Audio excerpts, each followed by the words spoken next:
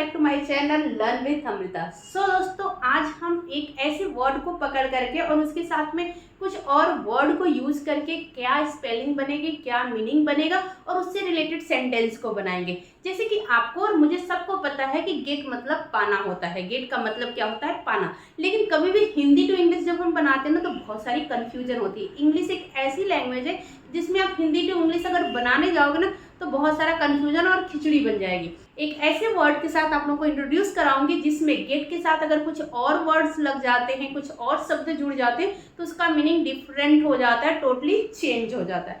तो let's start. जैसा कि मैंने बताया कि गेट का मीन्स होता है पाना, ठीक है। अगर एग्जाम्पल के लिए देख लेते हैं कि मुझे जॉब मिल गई या मुझे मैं उससे मिल चुकी हूँ, ऐसा कुछ अगर वर्ड आता है तो वहाँ पे गेट का यूज होता है। जैसे कि मुझे जॉब मिल गई, अगर हम इसकी इंग्लिश बनाएंगे तो लिखेंगे आई गॉट अ जॉब, ठीक है। मुझे जॉब मिल गई। अब यहाँ गॉट इसलिए हुआ कि ये सेकेंड फॉर्म गई थी, मतलब मिल चुकी है ना, मिल चुका है हमें, इसलिए सेकेंड फॉर्म यूज हुआ है वर्ब का, ठीक है। आई गॉट अ जॉब, मुझे जॉब मिल गई, ठीक है। लेकिन अगर गेट के साथ में जब कभी भी इनटू का यूज हो जाए, गेट इनटू मतलब होता है कि पढ़ना, किसी के मैटर में पढ़ना। जैसे दो लोग झगड़ा कर रहे हैं, उनके बीच में आप पढ़ के सुलह करवा रहे हो, ठीक है, या किसी के प्यार में पढ़ना, ठीक है, पढ़ना। ऐसे सब जब एग्जाम्पल आते हैं तो वहां पे हम क्या लगाते हैं? गेट इनटू का यूज होता है, ठीक है। एग्जाम्पल भी देंगे, डोंट वरी, और भी एग्जाम्पल देंगे आपको, ठीक है। अब अगर आप किसी के प्यार में पड़ गए हो तो उधर से अगर आपका हार्ट ब्रेक होता है तो उभरना भी तो पड़ेगा। तो जब ब्रेकअप हो जाता है तो उस दुख से उभरने को हम क्या बोलते हैं? Get over. क्या बोलते हैं? Get over. गेट ओवर मतलब होता है उभरना, किसी भी तकलीफ से उभरना, ठीक है। जैसे कि बच्चे ने अपने टॉयज को खो दिया, उसके गम से वो उभर रहा है, ठीक है। या फिर किसी का ब्रेकअप हो गया तो उसके गम से वो उभर रहा है, तो वहां पर भी गेट ओवर का यूज होगा। आप ध्यान रखिएगा इस चीज को। फिर गेट अलोंग, ठीक है। गेट अलोंग मतलब किसी के साथ अच्छी बननी, अच्छा बनना, किसी के साथ अच्छा पटना। जैसे होता है ना कि दो दोस्त, तीन दोस्त, चार दोस्त एक साथ होते हैं, लेकिन कोई एक ऐसा होता है जिसके साथ आपकी अच्छी बनती है, ठीक है, अच्छा पटता है, तो वहां पर हम क्या यूज करेंगे? Get along. मेरी उसके साथ बहुत अच्छी बनती है या बहुत अच्छा पटता है, तो वहां पर हम लिखेंगे गेट अलोंग, ओके। फिर उसके बाद अगर किसी से हमें छुटकारा पाना है, क्या पाना है? छुटकारा पाना है, तो वहां पर हम क्या लगाएंगे? Gate rid of. क्या लगाएंगे दोस्तों? Absolutely right. अगर हमें किसी से छुटकारा पाना है तो वहां पर हम लगाएंगे गेट रीड ऑफ, मतलब किसी से छुटकारा पाना, ठीक है।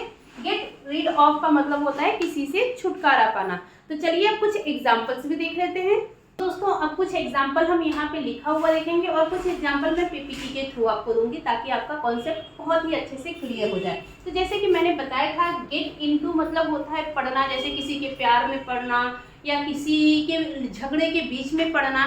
ऐसे सब सिचुएशन पे हम गेट इनटू का यूज करेंगे। एग्जाम्पल देख रहे हैं, मैं किसी के झगड़े में नहीं पड़ती हूँ, मैं किसी के झगड़े में नहीं पड़ती हूँ। जब ये सेंटेंस बनाएंगे तो क्योंकि ये नेगेटिव सेंटेंस हो गया तो इसमें नॉट का भी यूज होएगा, ठीक है। तो आई डिड नॉट, ठीक है, नहीं पड़ती हूँ।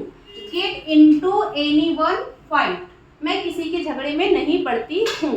हो दोस्तों कि किसी के झगड़े में मैं नहीं पड़ती, तो I did not get into anyone fights, मतलब गेट इनटू का यूज होगा किसी के झगड़े में ना पड़ना, किसी के बीच में ना पड़ना या किसी के लफड़े में ना पड़ना, मतलब वहां पे गेट इनटू का यूज होगा। एक आपको और एग्जांपल दूंगी, आप डोंट वरी रहो। फिर गेट ओवर, गेट ओवर का यूज होता है उभरना, किसी भी तकलीफ, दर्द, पेन, किसी भी चीज से उभरना। एग्जाम्पल भी मैंने दिया था कि ब्रेकअप से उभरना, तो इसी का एग्जाम्पल देखते हैं। मैं उम्मीद करती हूँ कि तुम अपने ब्रेकअप के सदमे से उभर जाओगे या उभर पाओगे, ठीक। I hope he get over the shock of his breakup. मैं उम्मीद करती हूँ कि वो अपने ब्रेकअप के सदमे से उभर जाएगा। तो I hope he gets over the shock of his breakup, ठीक है दोस्तों। अब गेट ओवर का यूज होगा उभरना शब्द जहां भी आएगा किसी भी प्रॉब्लम से उभरने के लिए, तो वहां पर गेट ओवर का यूज होगा। फॉर एग्जाम्पल कि मैं उम्मीद करती हूँ या मुझे ऐसा लगता है कि मैं अपने इस तकलीफ से उभर पाऊंगी, ठीक है। तो यहाँ पर हम ऐसे गेट ओवर का यूज करेंगे। अब हम गेट अलोंग मतलब किसी के साथ होना, ठीक है, या किसी के साथ आपकी अच्छी जमनी, जैसे देख सकते हो कि किसी का किसी के साथ अच्छा जमना, जैसे 3-4 दोस्त हैं तो किसी का एक के साथ बहुत अच्छा जमता है। तो हम एग्जांपल लेते हैं बिग बॉस हाउस की। तो बिग बॉस हाउस में लवकेश और विशाल की अच्छी पटती है, ठीक है। किसी के साथ किसी का अच्छा जमना या अच्छा पटना को बोलते हैं गेट अलोंग, ठीक है। तो बिग बॉस हाउस में आप सबने देखा होगा कि लवकेश और विशाल का अच्छा पटता है एक दूसरे से। तो यहाँ पर हम लिखेंगे Lavkesh and Vishal get along well in big boss house, ठीक है। Lavkesh and Vishal get along well in big boss house, मतलब कि बिग बॉस हाउस में लवकेश और विशाल का अच्छा पटता है, ठीक। गेट रीड ऑफ का मतलब होता है छुटकारा, ठीक है। किसी चीज से छुटकारा पाना, जैसे कि मैं किसी कर्ज में थी, मैंने आज उससे छुटकारा पा लिया, तो वहाँ पे गेट रीड ऑफ का यूज करेंगे। या मैं किसी दर्द में थी, आज उससे मुझे छुटकारा मिल गया, तो वहाँ पर भी गेट रीड ऑफ का यूज करेंगे।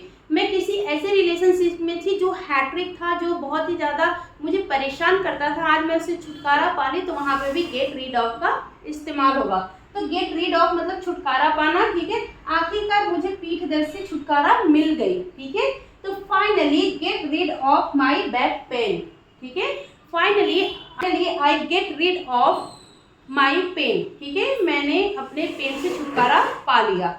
तो होप यू ऑल अंडरस्टैंड कि मैंने आपको आज क्या समझाया। गेट वर्ड के साथ मैंने इतने सारे एक एग्जाम्पल के साथ आप लोगों को समझाया, तो आपको समझ में आया होगा। ऐसे ही परफेक्शन पाने के लिए, छोटे छोटे वर्ड मीनिंग और वोकैबुलरी सीखने के लिए आप मेरे पेज को सब्सक्राइब कीजिए, लाइक शेयर और कमेंट कीजिए। दोस्तों मिलेंगे नेक्स्ट वीडियो में, तब तक के लिए धन्यवाद।